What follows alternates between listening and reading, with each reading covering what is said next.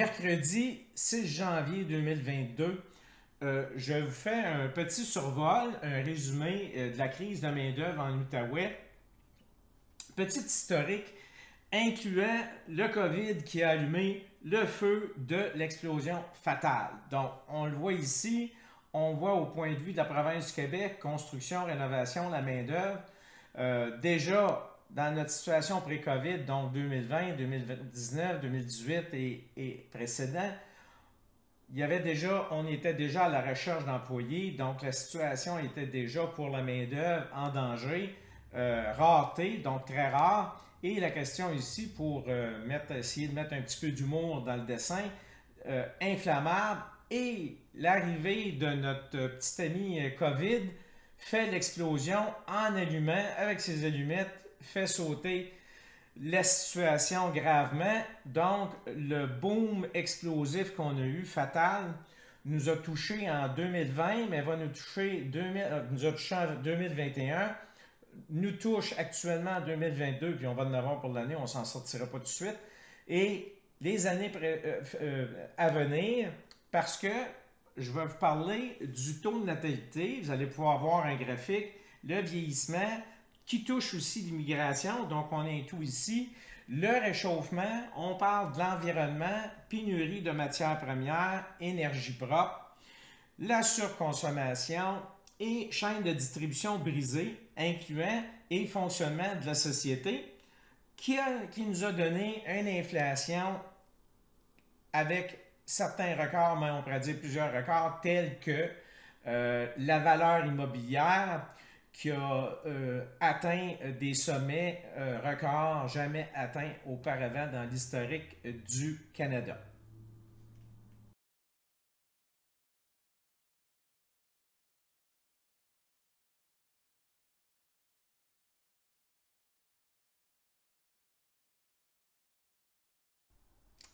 Dans ce que l'on vit, il faut garder espoir car l'humain est inventif, créatif et innovateur. Regardez le petit graphique, vous l'avez peut-être probablement déjà regardé, jetez un coup d'œil.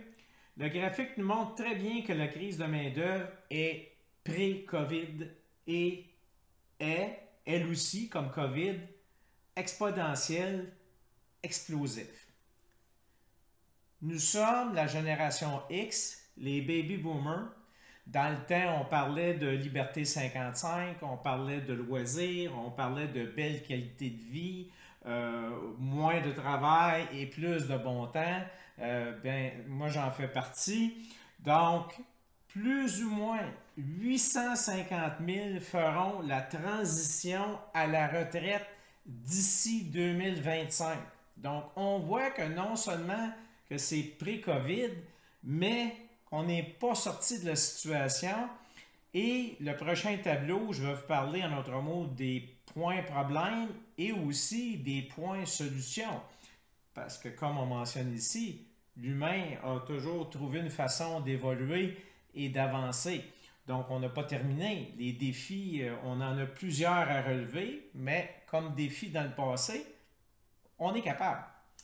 En 2019, plus de 90% des entreprises en construction et rénovation étaient en crise grave de main-d'œuvre pré-COVID. Actuellement aussi, pour les PME, le chiffre se varie aux alentours de 63% en moyenne. Puis je pourrais dire qu'ici, en ce qui concerne en 2022, la situation dans le domaine construction et rénovation, je pourrais vous dire, on doit être à 100% des entreprises qui sont touchées par la crise de main-d'œuvre qui a été accentuée car COVID n'est pas la cause, comme vous avez pu voir sur le graphique. COVID n'est pas la cause du problème, mais la bombe fatale de destruction massive que nous avons vécu à travers COVID. Plus ou moins, je vous mentionne ici quelques problèmes et les solutions sur le prochain tableau, quelques idées de solutions. Alors, Nous avons le fameux problème majeur aussi du réchauffement planétaire. Il y a la question qui est conjointe au point de vue de l'environnement. Question aussi du vieillissement de la population. Donc, on se retrouve avec de plus en plus de personnes âgées et de moins en moins de travailleurs. La longévité, l'espérance de vie qui n'aide pas justement à la question du vieillissement. Non seulement on vieillit, mais on vieillit pour beaucoup plus longtemps. Le taux de natalité qui est beaucoup trop faible et qui est essayé d'être remédié par l'immigration qui présentement, justement avec notre COVID, est au ralenti et même en temps normal ou présent ou futur, va-t-il être suffisant au point de vue de la quantité d'immigration, d'immigrants qui pourrait faire augmenter justement la main-d'œuvre. Alors, d'ici 2028, plus ou moins 1,4 million d'employés seraient manquants au Canada. Donc, on voit encore question de chiffres, non seulement le graphique, non seulement les chiffres que je vous ai donnés sur l'autre tableau, mais on en a encore un autre exemple ici. Et actuellement, ce que le marché de la main-d'œuvre vit, c'est que on est rendu depuis un certain temps, puis ça va empirer, attendons-nous à ça, aux enchères, aux bons salaires et conditions de travail. La force est maintenant aux employés. Donc, ça veut dire aussi qu'il y a une situation de formation qui est non suffisante. Donc, eux aussi, même dans le domaine de la formation, manque de main-d'œuvre, manque d'employés. Donc, on a une forte demande de formation, mais on manque de formateurs, puis on manque aussi d'institutions pour former, en d'autres mots, quelques nouvelles spécialités ou nouveaux postes, nouveaux types de travail qui n'existaient pas avant, tels que la technologie et autres. On pourrait en nommer plusieurs. L'inflation est un problème majeur aussi qui a été créé pré-COVID en bonne partie, mais aussi toujours à revenir à la question de la bombe fatale de COVID. L'inflation a explosé aussi, était déjà pré-COVID, était existante, mais COVID a fait la bombe et a mis le feu là-dedans aussi. On a juste à regarder quelques exemples. En ce qui concerne, mettons un exemple, en 2019, les conteneurs qui vont outre-mer, ça veut dire les transports outre-mer pour les fameux conteneurs, en 2019, on parlait d'à peu près 3 000 à 4 000 dollars en dollars américains pour le transport outre-mer d'un conteneur. Et en septembre 2021, la somme a monté entre 18 000 à 25 000 dollars US pour le transport des mêmes conteneurs. Fait qu'on peut comprendre que l'inflation, on n'a pas fini d'en entendre parler et souhaitons-nous que la situation puisse se rétablir plus rapidement que ce qu'on voit en ce moment en date d'aujourd'hui. Et sur l'autre tableau, je vais vous parler de possibles idées de solutions et que j'ai vues aussi à travers certains articles que j'ai lus, des reportages. On n'a pas fini de travailler sur plusieurs défis, des solutions. Il va y en avoir des rapides, il va y en avoir des beaucoup moins rapides, il va y en avoir des très longues et probablement qu'il y a peut-être certains problèmes qu'on n'aura pas la solution non plus.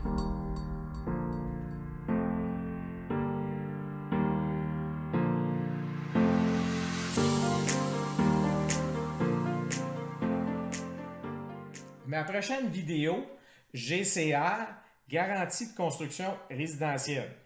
Ici, sur mon tableau, beaucoup plus de positifs, on va parler de solutions. On regarde aussi la loi de Murphy, la théorie de Murphy, que tout ce qui monte finit par descendre. Donc, souhaitons qu'il ne s'est pas trompé et qu'effectivement, notre courbe COVID qui est au sommet va descendre en flèche. Du positif des solutions, un exemple, pourquoi pas fabriquer plus au Québec, au Canada, au lieu de faire fabriquer nos produits en Chine ou autres pays? Trop de dépendance de la part du Canada envers des pays qui fabriquent, manufacturiers, et on s'est rendu compte aussi que la mondialisation a des faiblesses, a des défauts, et ça serait peut-être le temps, avec les crises qu'on vit en ce moment, de faire la rectification de la situation. Euh, nos gouvernements, employés, les entrepreneurs variés, travailler plus ensemble en équipe à cibler les manques et les solutions. Donc, développer plus de solutions en travaillant en concertation de plus en plus régulièrement. Moins consommer, modifier nos valeurs, nos besoins. On peut, tout de suite en partant, en consommant moins, aider nos crises à se calmer un peu et la société de reprendre un petit peu de souffle et de réussir à rouler un peu mieux. Ça peut aider. Retarder les retraites à l'aide d'incitatifs. Donc, ça veut dire quelqu'un qui est au marché du travail puis qui s'attendait à faire partie là, du grand nombre que je vous ai dit, là, des 850 000, je crois, qui vont tomber à la retraite. Bon, ben, à ce moment-là, pourquoi pas travailler, essayer d'inciter plusieurs de ces gens-là à demeurer sur le marché du travail, mais naturellement leur donner des incitatifs. Ramener les retraités à revenir travailler, donc ça aussi, avoir des incitatifs, peut-être fiscaux, des bonus, peu importe, pour aider en autre mot, encourager les retraités à revenir sur le marché du travail. Ça pourrait être à temps partiel, ça pourrait être faire du coaching, des choses comme ça. Impliquer plus de gens à capacité réduite. Donc, plusieurs personnes qui sont à capacité réduite, chaises roulantes ou autres, peut-être à ce moment-là, dans les solutions, trouver une façon, même si dans certains cas, l'efficacité serait peut-être moindre qu'une personne pleine capacité, mais si ça peut nous aider à remplir des espaces qui pourraient nous aider à être plus efficaces, pourquoi pas? Ça pourrait possiblement faire partie de nos solutions si ce n'est pas déjà en processus. Patience pour les délais étirés. Donc, ici, ce que je veux dire avec un exemple, un cas type, les cabanons en 2021, on a eu environ à peu près plus ou moins 2 à 3 mois d'étirement des délais, donc de plus. Malgré ça, les gens ont été compréhensifs, les clients ont très bien participé et ont, au bout de la ligne, été 100% satisfaits. On a reçu, en autre mot, des commentaires 5 étoiles de tous nos clients qu'on a servis en 2021, malgré toute la problématique ou tous les problèmes qu'on vit. Les gens sont très, comme je dis, compréhensifs et d'ailleurs, on les remercie. On est très heureux de voir que les gens travaillent avec nous dans ces situations de crise. Bonne conscience, compréhensif, c'est ce que je viens de mentionner. Aider nos chercheurs, donc les scientifiques, les ingénieurs, les inventeurs. En d'autres mots, motiver ces gens-là, soit encore là par des programmes, par des subventions, par des prêts, peu importe, pour qu'ils nous aident plus et qu'on stimule plus, en d'autres mots, l'innovation, trouver des solutions variées aux différents problèmes qu'on vit en ce moment.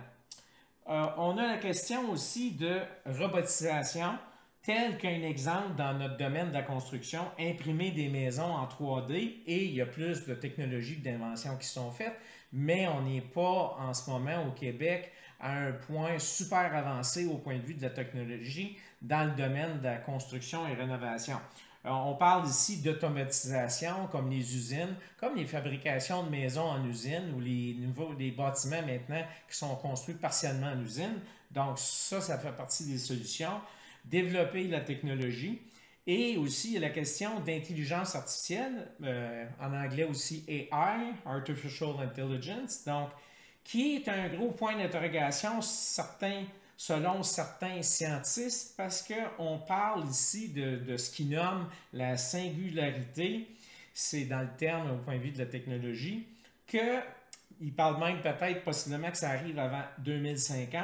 C'est que là, ce qui s'inquiète, donc on a la question de le prendre positivement. Donc, si on est positif, on va regarder le verre à moitié plein et non pas le verre à moitié vide, que l'intelligence artificielle va nous aider. D'ailleurs, la technologie nous aide, on le voit avec nos cellulaires. D'ailleurs, ma vidéo est faite avec mon cellulaire. Donc, on voit que la technologie nous aide beaucoup, mais selon plusieurs spécialistes, énormément de spécialistes dans le domaine de la technologie et de l'intelligence artificielle, semblerait-il que, comme le film Terminator, on pourrait peut-être avoir des robots qui vont dire que les humains ne sont pas utiles puis qui vont se débarrasser de nous autres. Disons que c'est un scénario de film pour le moment, mais on va souhaiter que ça reste à Hollywood seulement. Réduire les heures d'ouverture, c'est déjà commencé. Plusieurs villes, plusieurs districts, plusieurs endroits. D'ailleurs, ça a fait partie de nos consignes sanitaires dernièrement de fermer les dimanches. Est-ce que ça peut être une solution fixe pour un bon bout de temps, le temps que les choses se replacent? Rien n'est enlevé comme possibilité, comme solution. D'ailleurs, toutes les solutions se placent généralement tranquillement avec le temps et ça pourrait peut-être être quelque chose qu'on va voir. D'ailleurs, comme je dis, on a déjà commencé à le voir dans certains commerces. Modifier nos vies, modifier notre société, on n'a pas le choix. On est déjà en ce moment, on n'a déjà pas eu le choix de modifier nos habitudes, de modifier notre vie à cause de notre petit copain ici. Mais on est capable, on a pu le faire, on est en train de le faire et comme on mentionne ici que ça va descendre puis on va finir par tomber dans une société un peu plus normale, en ce qu'on le souhaite, tous. Et une fois que ça va être rétabli, ben, c'est pas méchant qu'on ait appris à travers cette crise ou ces crises et améliorer notre société. Il y a beaucoup plus de solutions, mais comme j'écris ici, on ne fabrique pas d'humains. Donc, on va être pris pour un bout avec le graphique démographique que je vous ai montré au début de la vidéo. On voit que la natalité et que l'immigration en ce moment ne réussit pas à remplir nos besoins d'augmenter la population et trouver des nouveaux travailleurs.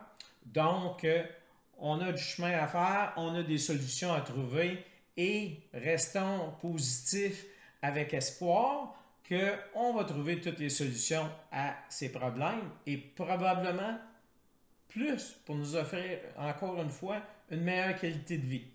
Merci.